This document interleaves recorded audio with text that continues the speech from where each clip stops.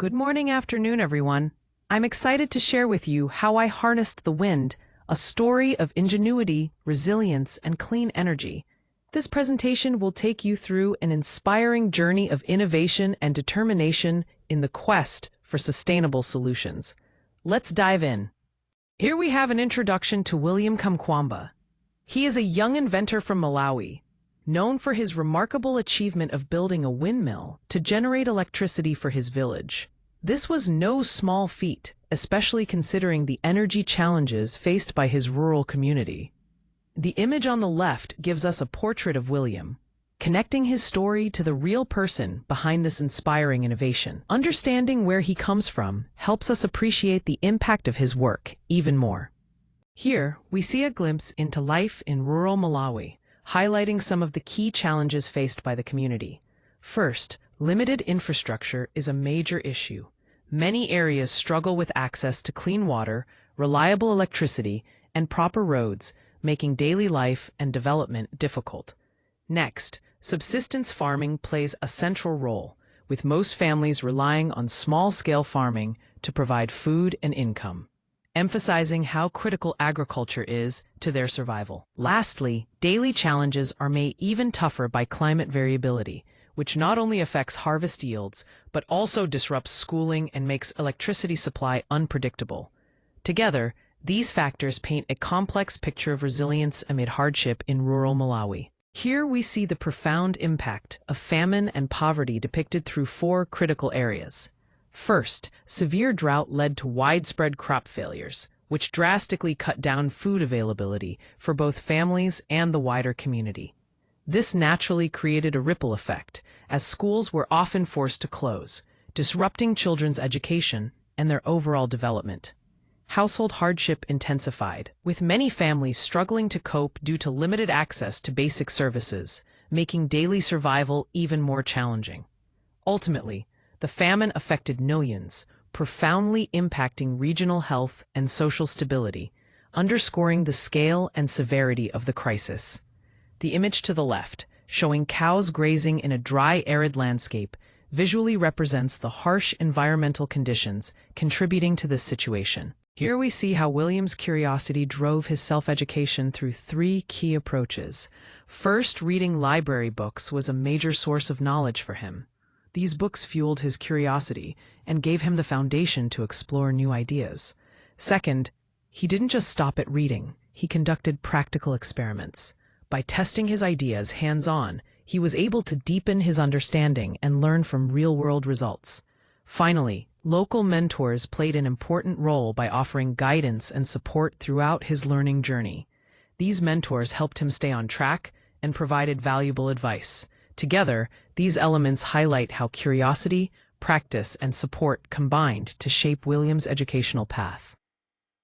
Here we see how the inspiration for the windmill idea first took shape. William came across a diagram of a traditional windmill while browsing through a library book. This simple discovery sparked a realization: the classic design could be adapted to meet local needs, specifically for generating electricity and pumping water. This connection was crucial because it showed how an old concept could provide modern solutions such as lighting homes, pumping water for the community, and even charging phones.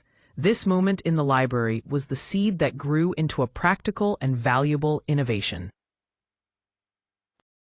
Here, we're looking at three key materials sourced from the junkyard that played a crucial role in building the windmill. First, we have bicycle parts, which were cleverly repurposed as blades. These blades are designed to catch the wind efficiently, making them essential for the windmill's function. Next, metal scraps were used to construct the rotor mechanism.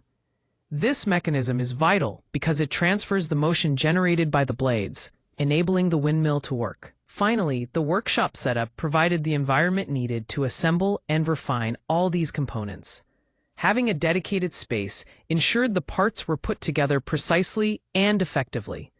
Each of these elements was fundamental in transforming junkyard materials into a functioning windmill. Now let's walk through the process of building the windmill step by step. We begin with stage 1, scavenging parts, where we collect scrap materials needed to create the windmill components. This step is crucial because having the right materials sets the foundation for everything that follows. Next, in stage 2, we focus on building the blades.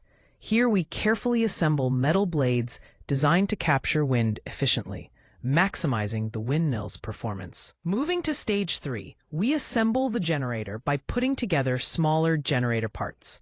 This component is essential as it converts the captured wind energy into usable electrical power.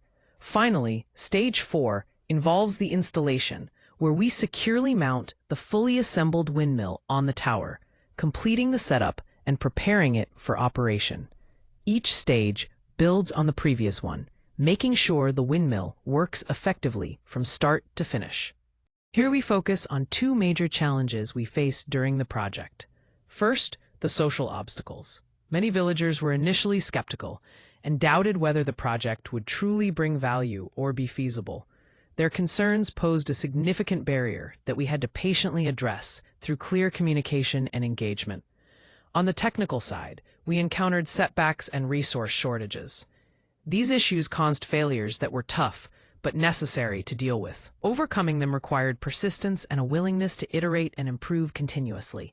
Together, tackling both social and technical challenges was critical to moving the project forward. Here we can see how the windmill made a real difference in William's home. First, it provided reliable lighting at night, which meant that productive hours could be extended safely after dark. This was a big step forward from relying solely on daylight. On top of that, the windmill powered radios and small household appliances, bringing a new level of convenience to daily life. These changes transformed William's home into a more comfortable and efficient place. As illustrated by the warm, cozy house lit up against the snowy night outside.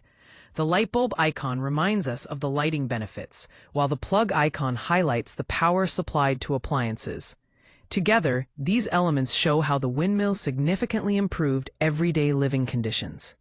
Here, we're looking at how the windmill made a real difference in the community. First, it powered street lamps, which might seem simple, but it allowed neighbors to come together safely in the evenings, creating a stronger sense of connection.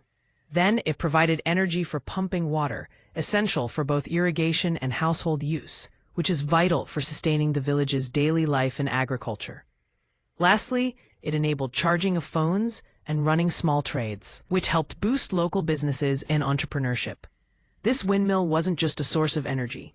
It energized the whole community in multiple ways, supporting social life, agriculture, and economic growth. Here, we explore 2 important themes: resourcefulness and iterative learning. First, resourcefulness is highlighted by how scrap materials were creatively reused to address real-world challenges. This approach shows how thinking outside the box and making the most of available resources can lead to practical solutions. Then, we have iterative learning, represented by the mountains icon, which emphasizes the significance of trial and error in the process. Repeated attempts and gradual improvements were essential to refining and perfecting the solutions. Together, these themes underscore how persistence and creative problem-solving are key drivers of innovation. Education and self-learning play a crucial role in personal and professional growth. First, curiosity acts as the driving force behind skill development and innovation. It's this natural desire to explore new ideas that pushes us to expand our knowledge and capabilities. Then, mentorship provides essential guidance. Learning from experienced individuals helps us refine our techniques and deepen our understanding, making the learning process more effective. Lastly, trial and error is a powerful method for practical problem solving. Experimentation and learning from our mistakes allow us to adapt and improve continuously.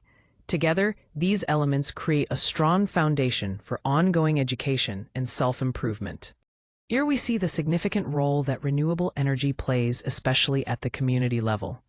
Small-scale renewable sources, like Williams Windmill, are a great example of this. They help communities become more resilient by cutting down their need for traditional fuels like kerosene and wood. This not only lowers household expenses, but also opens up new income opportunities. Beyond the financial advantages, these sources contribute to environmental health by reducing deforestation and pollution. The pie chart on the slide clearly shows this impact. highlighting how households have increased their use of clean lighting, while simultaneously decreasing their reliance on more harmful fuels since adopting the windmill. This shift emphasizes how renewable energy can drive both economic and ecological progress. Here we see the lasting impact of Williams' work through 5 key areas. First, under recognition in media, he has received international awards and shared his story through published books, gaining widespread acclaim. Moving on to inspirational work, his innovative projects have sparked educational programs and sustainable energy initiatives all around the world, truly influencing future generations. In ongoing projects, new community initiatives are actively building on his ideas, bringing renewable energy solutions to remote areas. This work ensures his vision continues to grow. Speaking engagements highlight his role as a global communicator, traveling and sharing insights to raise awareness about technology's role in development. Finally, through books and publications, Williams' autobiography and related writings not only detail his journey, but also motivate others to pursue innovation. Together, these elements paint a picture of a legacy that is vibrant, evolving, and deeply impactful. As we wrap up, the first key takeaway is that ingenuity really matters. Communities facing limited resources can overcome challenges through creative problem-solving, finding innovative ways to meet their needs. Next, learning plays a transformative role. When people gain access to knowledge, they're empowered to make sustainable changes that can improve their lives long-term. Finally, local solutions have the potential to scale up. Community-driven actions don't just stay small. They can grow and address broader development challenges beyond their initial scope. This lush green field you see here reflects growth and possibility, just like the journey we've discussed through Williams' story. These lessons highlight how local creativity, education, and collective effort combine to create meaningful, lasting impact. Now let's open the floor for questions and discussion. First, consider the local resources. What existing assets in your community might be repurposed to support our goals? Next, think about informal learning. How can we better support and encourage learning that happens outside formal settings?